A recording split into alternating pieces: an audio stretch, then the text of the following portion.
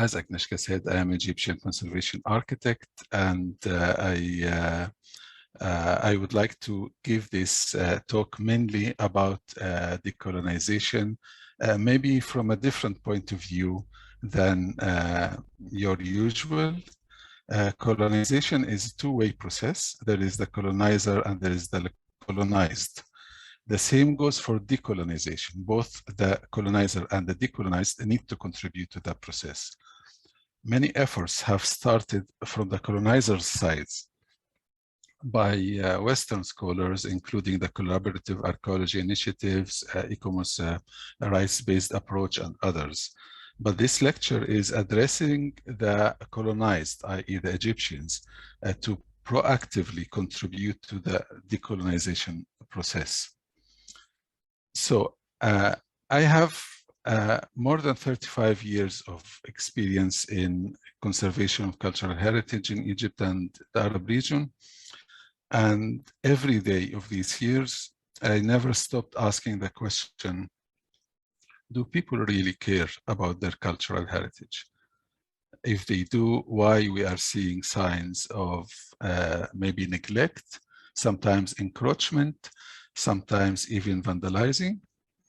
If they don't care, for whom do we conserve really the cultural heritage? Is it for international tourists or for whom? Or for the maybe scholars to study them?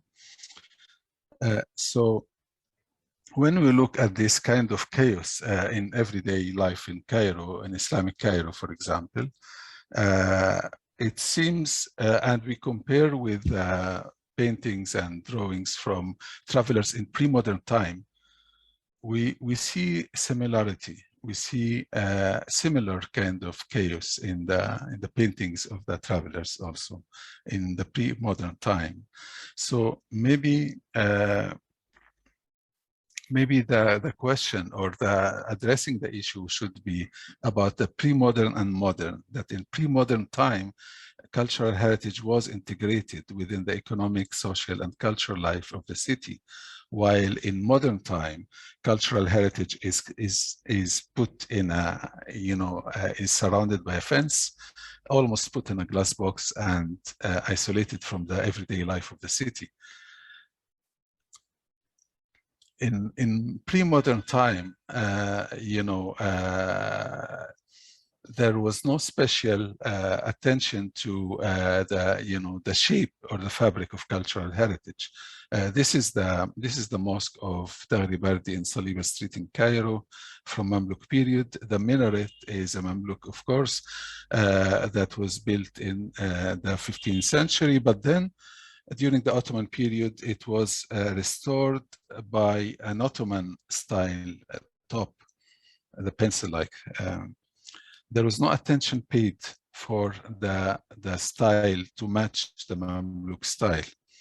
While in modern times, we find that this is corrected by dismantling the Mamluk, the Ottoman bit, and reconstructing a Mamluk top of the minaret, because style became an important issue. Again, this is a modern issue, and needless to say, this was done by the Comité de Conservation de l'Art Arabe, whose language was French, and most of their the members were foreigners, not Egyptians. So this is a modern approach that did not exist in pre-modern time. Today, maybe we could say that there are two essentially different attitudes in Cairo. There is the formal or modern attitudes, and there are the informal and which are similar to pre-modern attitudes towards cultural heritage. So maybe the question, rather than asking about do people care, but to ask maybe why people reject the modern attitudes to cultural heritage. We know that modernization and colonization of Egypt were two faces of the same coin. Modernization was introduced by the colonizers. But why modernity remains alien to the layman after the colonizer is gone? My premise is that authoritarian national regimes continue the colonial methods to control the country, as well as that national intelligentsia imitates European and colonial modernity out of laziness, intellectual laziness, and out of lack of confidence to create Egypt's own modernity. Let me explain through maybe going a bit through the modernization process, looking into three interesting points in history, and I refer to them by the three colors of the Egyptian flag. So the colonial period in red, the independence period in white, and the globalization or the neoliberal period in black. The colonial period, there was a need to suppress national identity. So it had to be separated from cultural heritage. Values of cultural heritage had to be re-identified. You know, Napoleon Bonaparte shocked Egypt really with the European modern technology and ideas. So it was not only the army, it was also the press, the Arabic press that Egypt never, or the whole Arab region didn't know. He pretended to be Muslim and produced statements in Arabic to the Egyptians about how that he is a better Muslim than the Mamluks, and this is why you know, this drawing of him like the Joker of the playing cards, once in a turban and once in a hat. So basically, he used force, he used cultural heritage, and with as well as technology to control the country. So was he a modernizer or a colonizer? This is a debate that Egyptian intellectuals very often, every now and then, actually get into. Definitely, Napoleon used art and science, not only the force, to invade Egypt and control it. So we see La Description de l'Egypte, for example, was, you know, an incredibly extensive and accurate record of the country and its heritage, natural and cultural. But also he used the paintings like the Jerome's one here, where he is standing there, and the very tall domes of the cemetery of Cairo are shorter than him. The local on his horseback is shorter than his waist, while we know that Napoleon was a short guy. So it symbolizes his domination of the country. So he used really arts and science to own cultural heritage and manipulate history and identity of place to brainwash and control the country.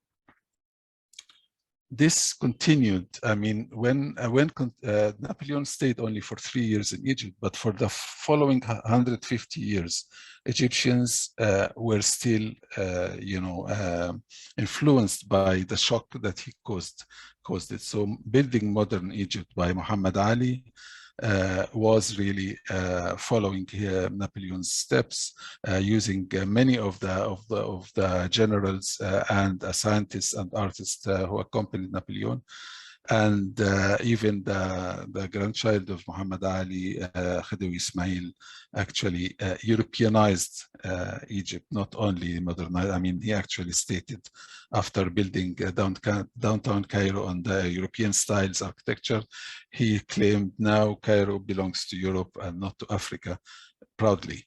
So this kind of, you know, messing up of the cultural identity of the heritage.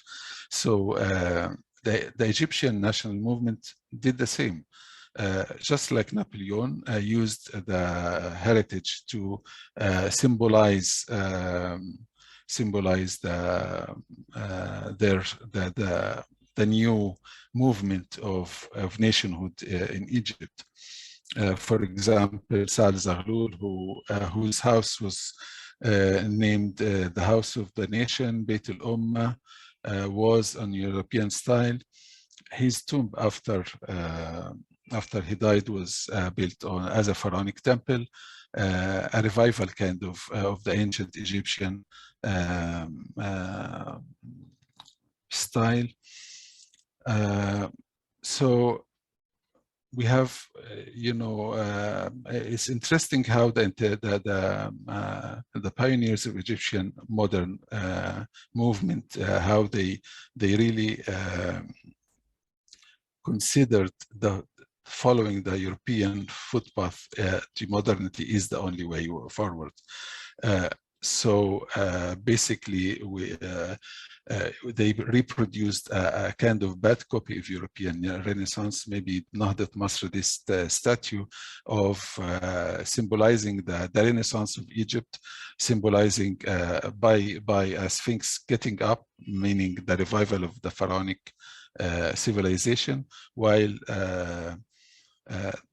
a peasant woman is taking off her hijab as, getting rid of the traditions and the religion. So that was not much different from really how Europe modernized. And by doing that, basically, the intelligentsia, the Egyptian intelligentsia, were burying a living heritage and reviving a dead heritage. They were neglecting and taking away the function and the meaning from the Islamic heritage, and giving meaning and giving a role, trying to revive the ancient Egyptian. So, for example, a Sabil Kutab, where the Sabil was supposed to be drinking water for passerbys, and the Kutab was a kind of school for the orphans, was restored as a monument, and the function was taken away from it. So no Sabil would function anymore because it's a monument. An attitude that is really is targeting the whole period of Islamic medieval, pre-modern Islamic culture, rather than a very logical reason. I mean, like it was claimed, and until now, actually, inspectors of the Antiquities Ministry will tell you, water is bad for the stones, so it's better not to have water in the Sabil. I don't think anybody would have dared to say, let's stop water from the fountains of Piazza Navona in Rome, because that's bad for the heritage. So it's really ridiculous, but that's how it is going until now. But also during that period of colonial period, there was this fake identity a la carte. Basically, you choose what is your identity, and it is a fake because it has no depth. For example, these are two buildings in Heliopolis. To the left is an Islamic or Arabic style. To the right is a European one. And the Islamic one, this is a residential building with a minaret that has nothing to do with the call to the prayer, and has all these arches and the muqarnas and all that as a decoration to express an identity or a preference to some sort of aesthetics. But it has no relevance to the depth of the culture that this architectural style refers to, and the same to the right one. So the interior of the two buildings are exactly the same. We are talking here about a facade, and the same goes for, and that's for the first time in modern Egypt. This happens. In pre-modern Egypt, there was no choice of style according to ideology or preference of aesthetics. And because of this choice of following European footsteps, we started to have this duality of attitudes. The intelligentsia, the state had their formal attitudes, and the majority of people had to live and lead their lives within an informal kind of realm. And you look at the picture from that period, and you see people in jalabiya, people in suit, in European suit. You see a automobile, and you see a horse-pulled cart, and you see this duality very clear. Now I'm talking about the independence period, where again the national identity was constructed or reconstructed, and was again had to be separated from the past, and a different value had to be given to the cultural heritage. And in this time, not much different than Napoleon, Egypt was shocked again by a military guy, and again he was very clever in using arts and sciences and technology and TV and radio and in trying to establish a vision for a nation, a modern nation state. And again, by choice, certain parts of the history and the heritage were neglected. Like in the case of Nasser, he neglected the Islamic periods because they were associated with the ancient regime, with Muhammad Ali's family, and concentrated on the ancient Egyptian part of the history.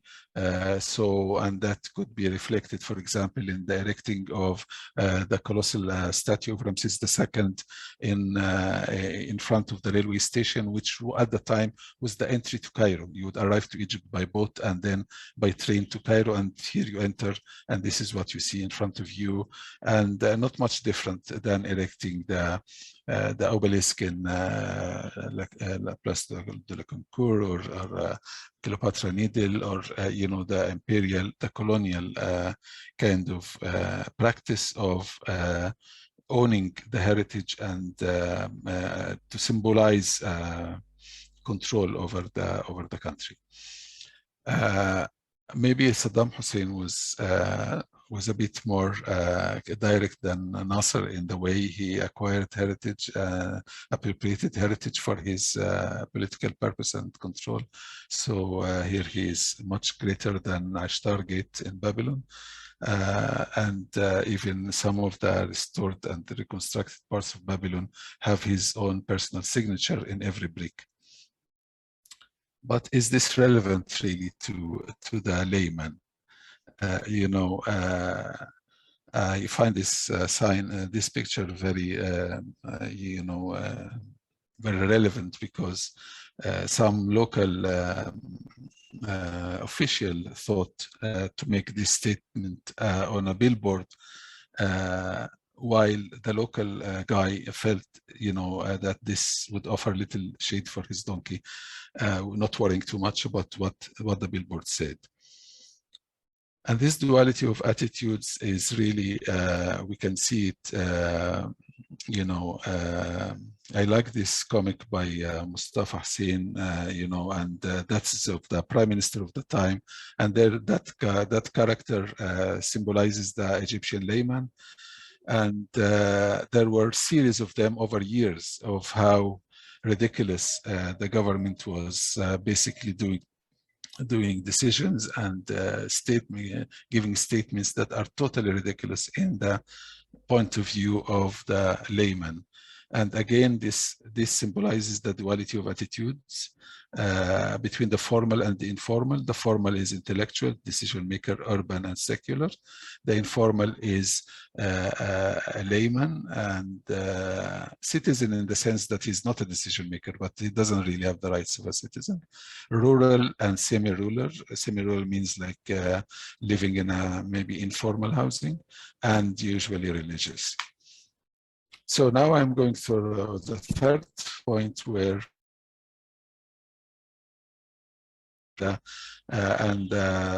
again, the deconstructing of this time, the national identity was deconstructed, and the cultural heritage had to be used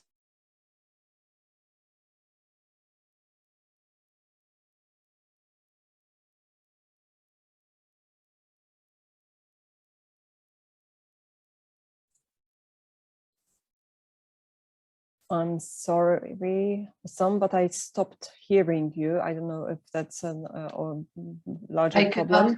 I cannot hear us. Oh, it looks like his internet connection, Hossam's internet connection has gone down.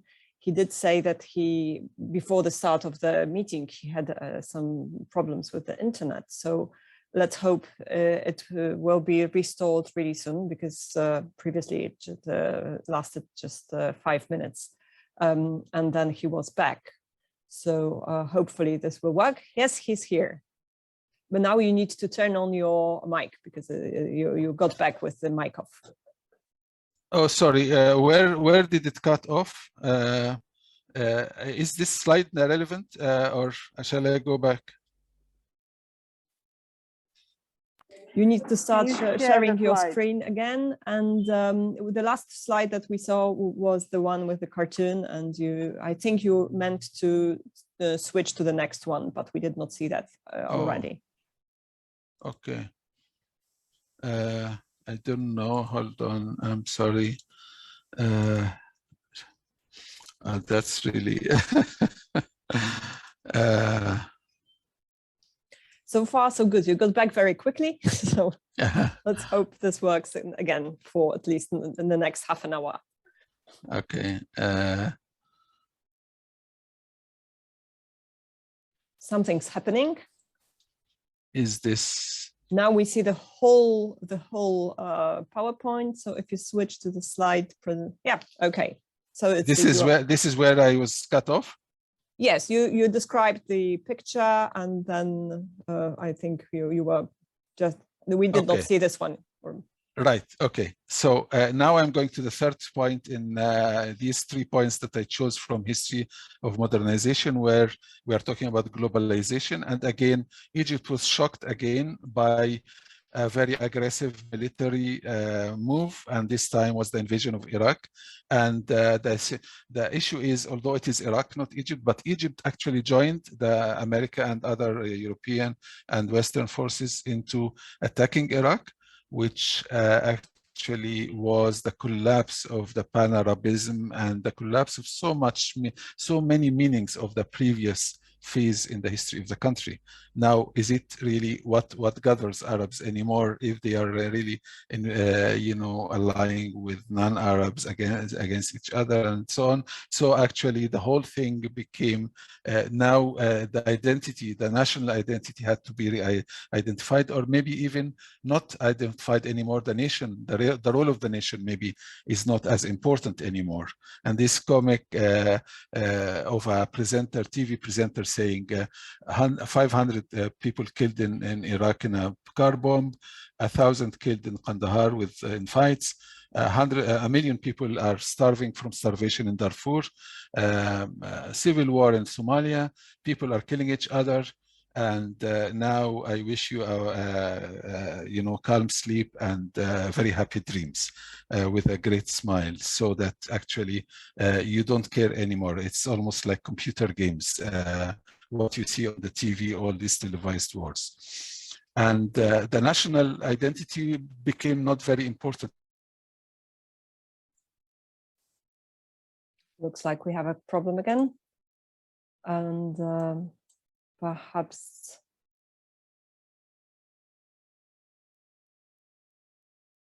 for some, we stopped hearing you. At least I have stopped hearing you.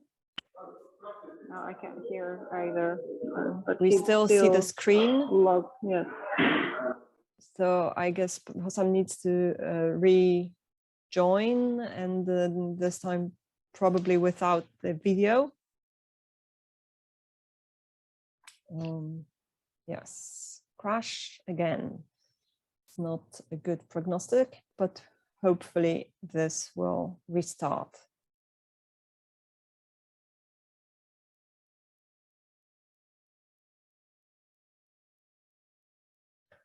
Yes, well,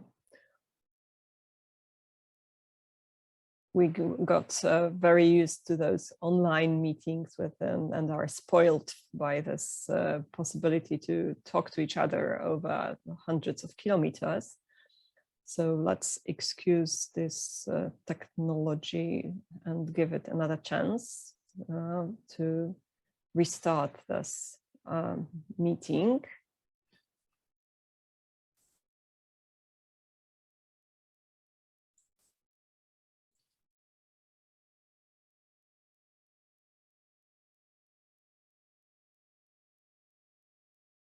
I don't know, Tomomi, if you're in contact with Hossam over a different means of communication.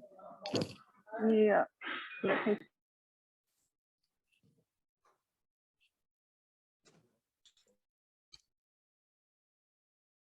I think I was disconnected again. Yes. Yes. Maybe you can turn off the video while you're Okay. Okay. probably help. Let's hope that it helps. And I we share can again. also another if that should happen again, we can give it another try, but then you should send us the PowerPoint and we could start presenting the PowerPoint, so you would be just sharing your voice, so maybe the connection would take that. So let's if that happens, I will send it by email to Tomomi. Okay. So basically, now I'm talking about the globalization period, and where national identity is deconstructed, and heritage is becoming more world heritage rather than national heritage. That's happening peacefully through the World Heritage List and all that, or aggressively through all these wars that are deconstructing countries.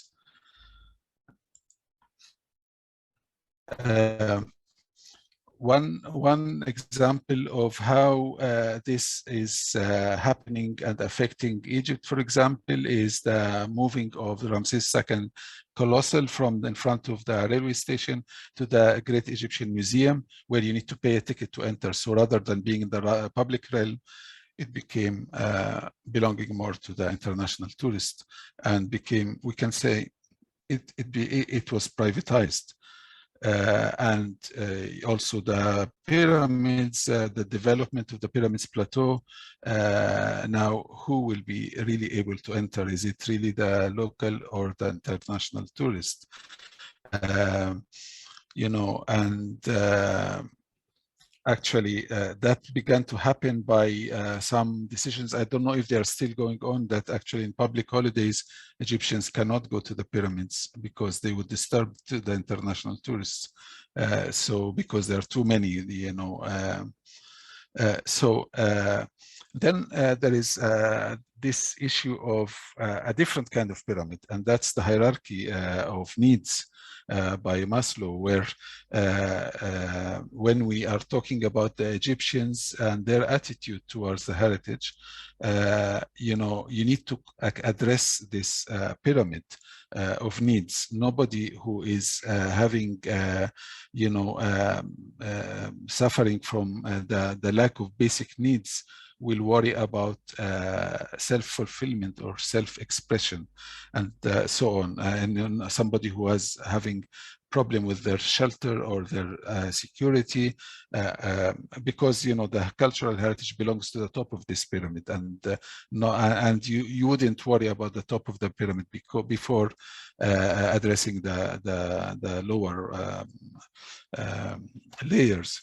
So if you look at the healthcare, if you look at the literacy, education situation in Egypt, poverty, the consumption that is kind of totally, you know, consumers of technology really and products rather than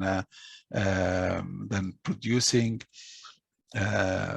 All this is, again, sustaining the duality of attitude between the formal and the informal, you know.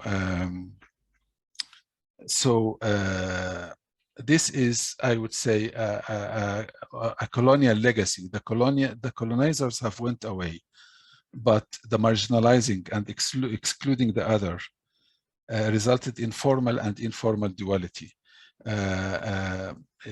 Either the duality could be in place by marginalizing the other, or could be out of place by, you know, if you cannot really express your thoughts or your needs, and if you have ways to change but you are not allowed, then you leave, if you can, of course. And just maybe anybody who worked in Egypt from you would know this. I mean, if you are wearing galabeya, you are from the lay people. If you are wearing a Western dress, you are from the from the intellectuals or the decision makers or professionals or whatever. Have you ever seen an Egyptian prime minister wearing galabeya? I dare you to send me a picture of one. Never, not an ambassador, not a minister, not because that's. I mean, there is no. There is this attitude that was established by the colonizers and still going on. And again, the duality continues by this imposing of formal attitudes on the majority of people.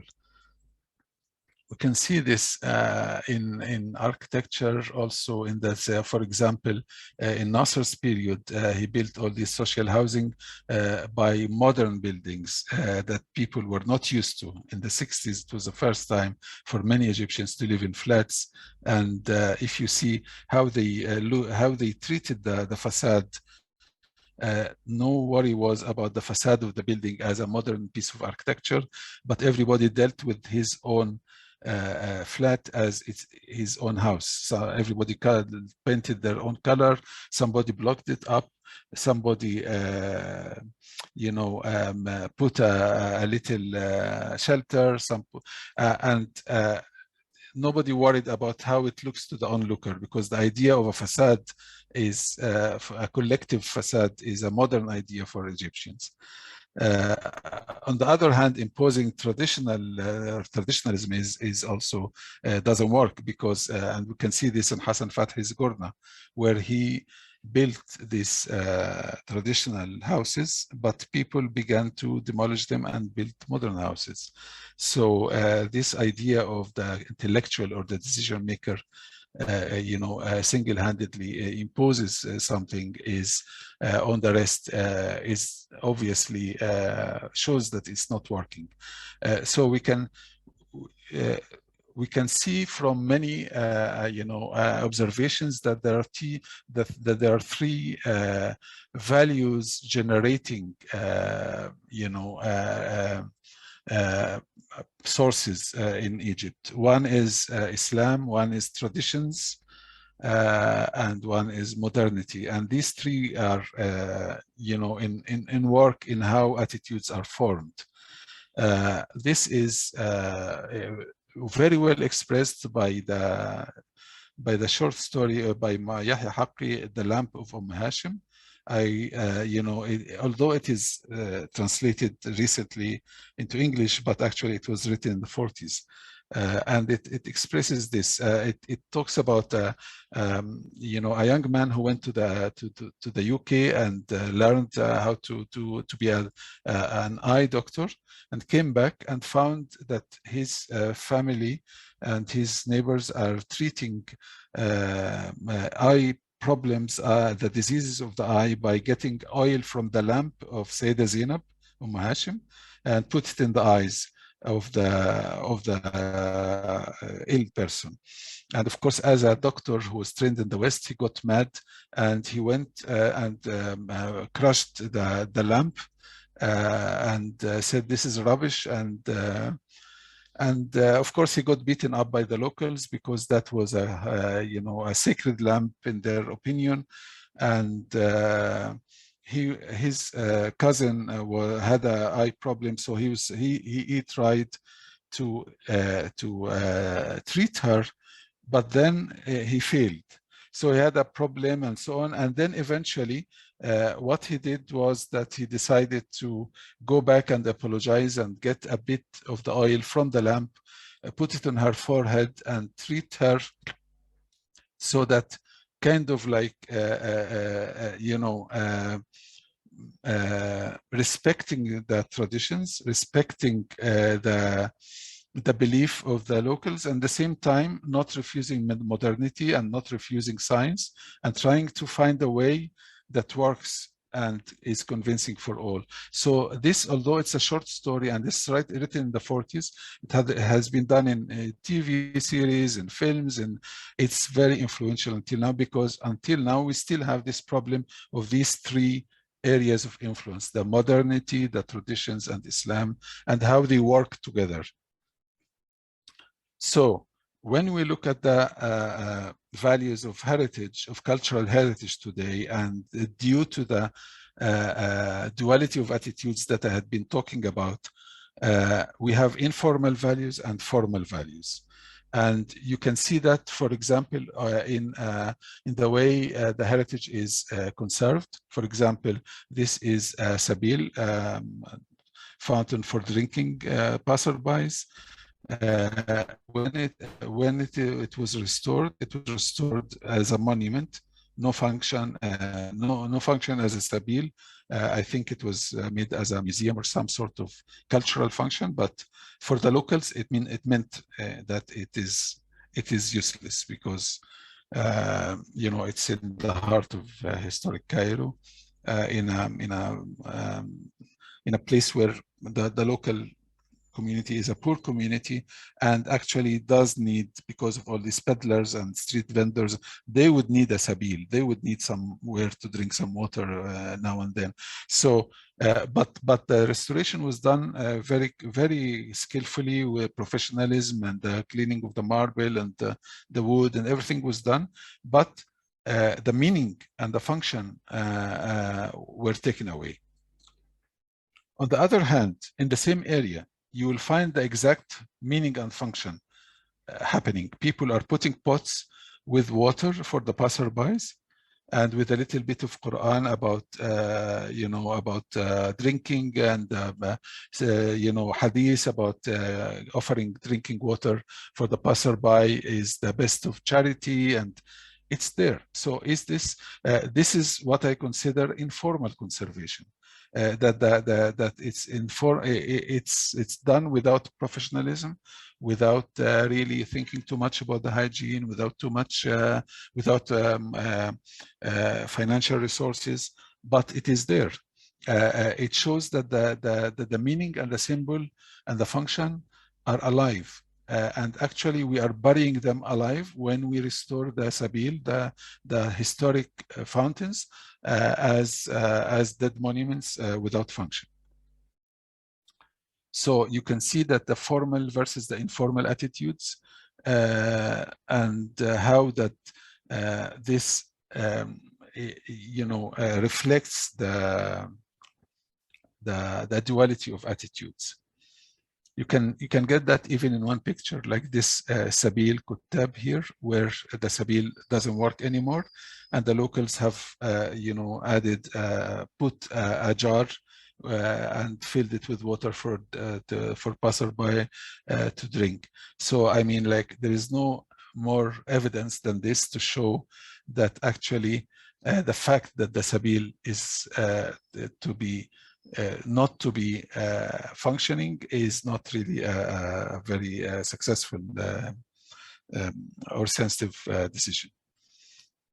So if I go back to my my initial thought about the informal attitude versus the formal, and we look at the way people are dealing with heritage, as opposed to the way the professionals and the state are dealing with the heritage, maybe we could see beyond the picture, beyond the visual.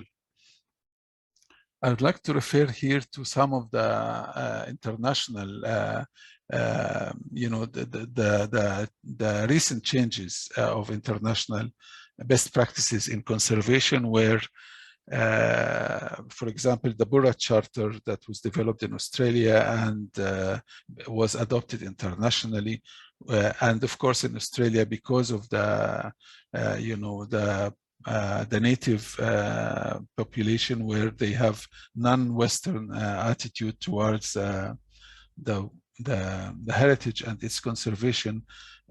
This charter is talking about, rather than restoring a monument,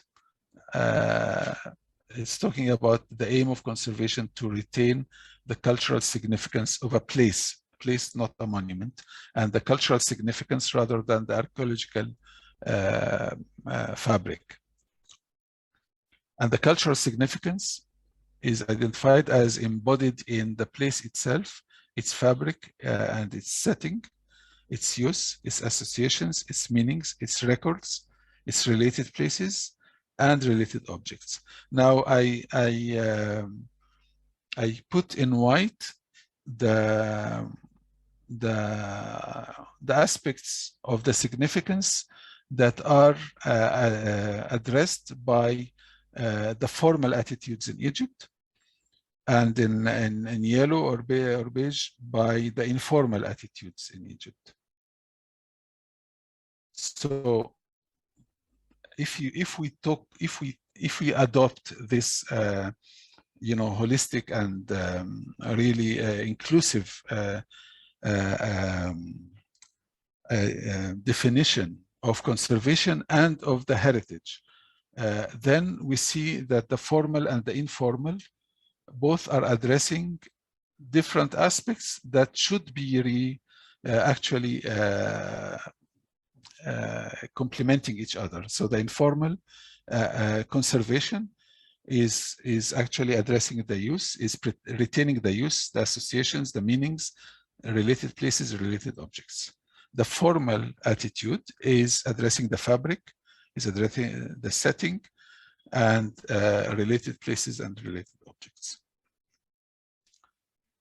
So both formal and informal should be integrated, but also, and more importantly, theoretical framework should be developed to conserve the significance of cultural heritage, because we actually, until now, we are relying in our practices in conservation in Egypt on the Western theories and philosophy of conservation. And that's one reason why, we are kind of blind to the value and the essence of the informal practices, that they are not outright ignorance that can be treated by awareness raising. It is not neglect. It is not, some sort of aggressiveness against the heritage. It is simply because the theories that we are relying on, we are talking about, we are referring to John Ruskin, we are referring to the Viollet-le-Duc, we are referring to Venice Charter, to the International Convention by UNESCO, the World Heritage Convention, and so on. Rather than developing our own theoretical framework that really takes into consideration, all the values and also the intellectual history and intellectual heritage of that we have in pre-modern time. Because in pre-modern time, we did have conservation. It was through the Waqf system. And the Waqf system was supported by religious, values and religious rules. All that was ignored during the colonial period, mainly because the colonizers were either didn't understand or didn't want to understand, and or to include this.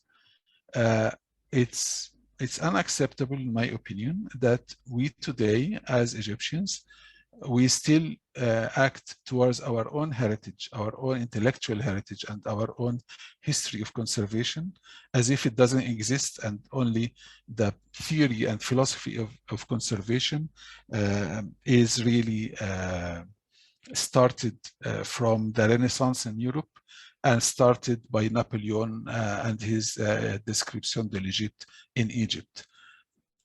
So I think this is really where the decolonization is needed, and that's where the role of the Egyptians is needed. So it's not only the non-Egyptian scholars and professionals who are working on their own approach, but also the Egyptian professionals and scholars need to work on their own approach for this decolonization process to really be effective.